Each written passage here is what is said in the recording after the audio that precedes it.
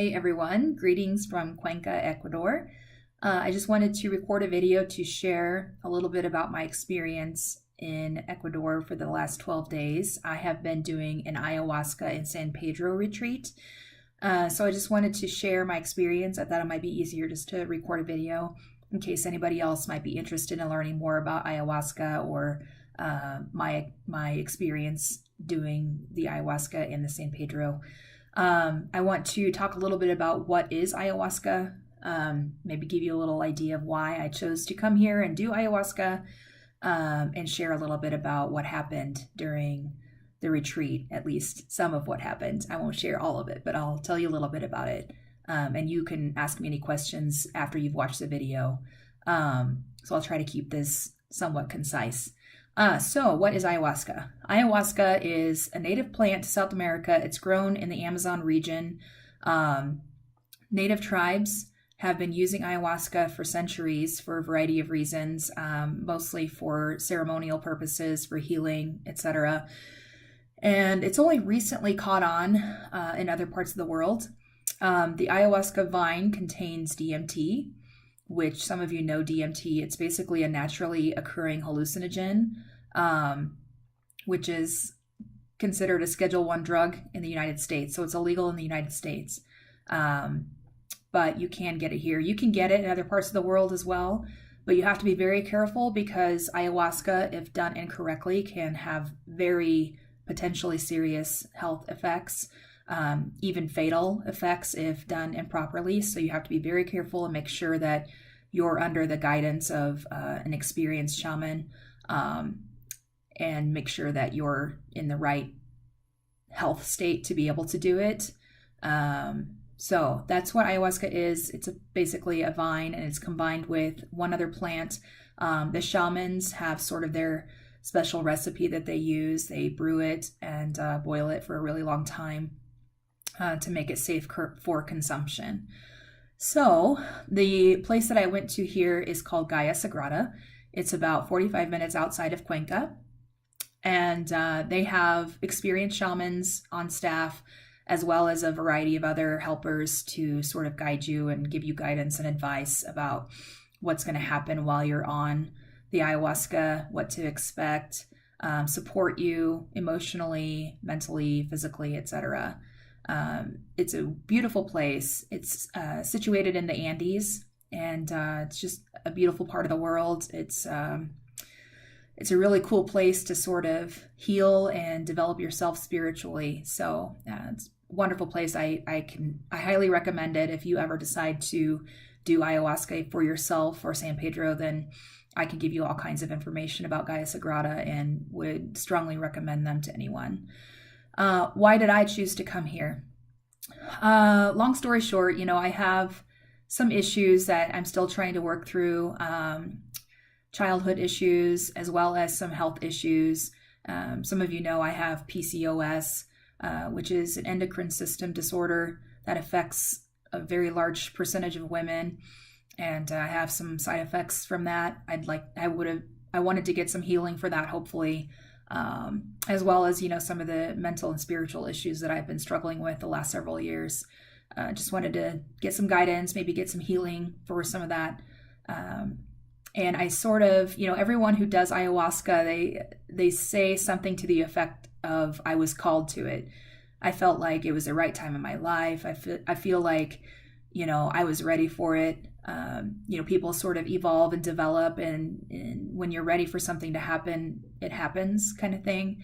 And I had a lot of signs, like dreams that I had or conversations that I had. A lot of things sort of led up to me deciding to do an ayahuasca retreat. And a lot of people who do ayahuasca shared similar stories as far as why they decided to do it for themselves. Mm-hmm. The people at Gaia Sagrada, the people who attended the retreat came from all parts of the world, different backgrounds, different struggles.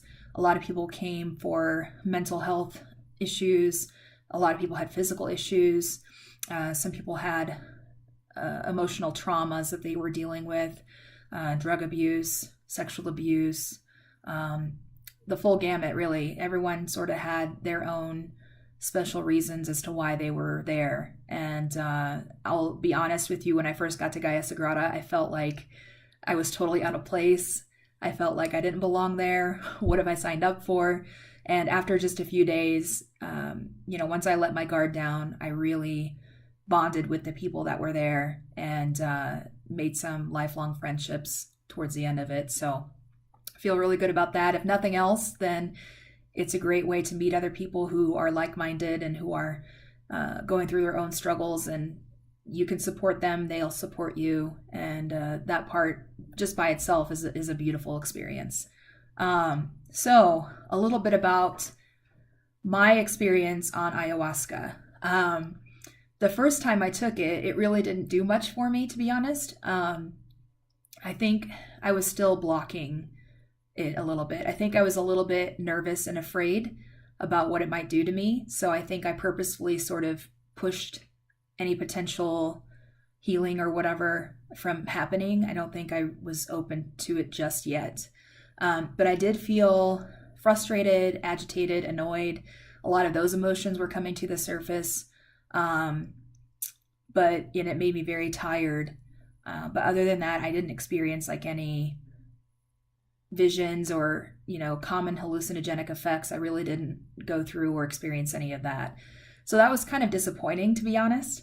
And I thought, gosh, I've spent all this money. I hope this isn't what this is going to end up being like, So that was that. And then a couple days later, we did San Pedro. San Pedro is a complement to ayahuasca. So ayahuasca is supposed to be a feminine energy, and San Pedro is a masculine energy. So ayahuasca is supposed to do a lot of the healing. There's a lot of spiritual healing it does. It can do physical healing. San Pedro is meant to sort of open up your heart a bit, soften you up a bit, open your heart chakra, and make you just more open to experiences, more open to the ayahuasca. It calms you down and makes you feel at peace, and sort of helps to allow ayahuasca to work its magic as well. So I actually enjoyed San Pedro. It wasn't, like it wasn't a hallucinogenic type deal where you see different colors and things like that. It wasn't like that at all.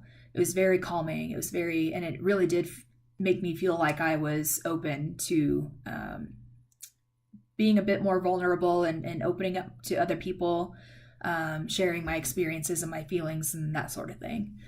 So that was pretty nice. I liked that. As far as the healing that it did, I don't know that it really did much on the surface. It might have done something to me that I can't see, but I didn't really experience anything hardcore, like really intense or anything like that. So the second ayahuasca ceremony was a butt kicker for me. That's something must have finally clicked, and it just totally it really whipped my butt. It was, but not in a bad way. Yes, there were some things that I experienced during that journey that were disturbing from my childhood that I probably repressed for a long time, that came to the surface, and I'm still processing a lot of that, to be honest, and I'm not really comfortable sharing it. It's kind of private, but it was really intense when it was happening, when I was being brought back to those moments, and I could feel it as though I was still there. And it was really powerful. So that aside, I felt like there was healing going on.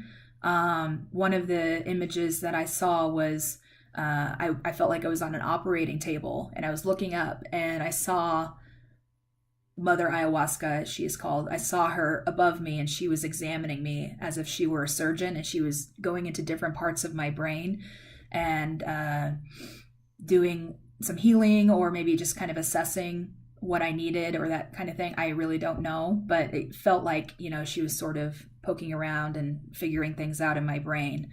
And with the PCOS, I felt like she was doing some work in that region of my body, like my the womb that I have and the feminine areas of my body. I felt like she was I could feel things happening there. So we'll see if any of my symptoms improve over time. But I definitely felt like something was happening there. I definitely saw a lot of interesting images. Some things made sense to me, some didn't. She gave me some messages that I can take with me and use in the future. I know I'm being kind of vague, but honestly, it's one of those things where it's hard to explain unless you've gone through the process yourself and gone through the medicine and gone through that experience. You don't really comprehend what that is and what that's like. But, again, I want to try to keep this short as well. I will just say that I really felt like it was making a difference. And now that it's all done, now that I'm done with the retreat, I feel like a completely different person. I feel like I've kind of got a new lease on life. I feel like I'm more ready to be a loving person, care for people. I feel like I'm closer to my purpose, whatever that is. I don't know, but I feel like I'm closer to getting there. And I feel like I've got an open heart and an open mind. And a lot of things make sense to me now that didn't make sense before. And so that by itself is a huge gift. So yeah, I would say if you're thinking about it, just continue to research it. It's not something I would take lightly. You really do have to be, I think, at the right place at the right time of your life to be able to go through something like that. But if you do feel called to it and you think it might make a difference for you, it's absolutely worth it. It's not easy, it's not easy to go through the ceremonies. You do have to be on a certain special diet. You don't drink as much water while you're on the days of the ceremony. So it can be physically challenging. It can be very emotionally challenging because sometimes things get brought up that you either tried to forget about or you have forgotten about or repressed, and those things come to the surface, and it can be very difficult to process that. But it knows what you need, not what you want. So if you go into it with certain expectations, you might find yourself disappointed, but know that you will get what you need. You will get the healing that you need. It just seems to know what's missing from your life, from your heart, from your spirit.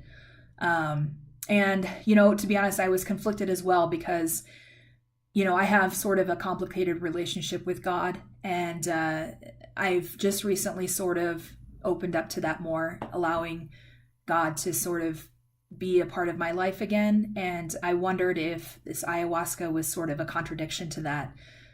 But what I have learned is that they're sort of partners in crime,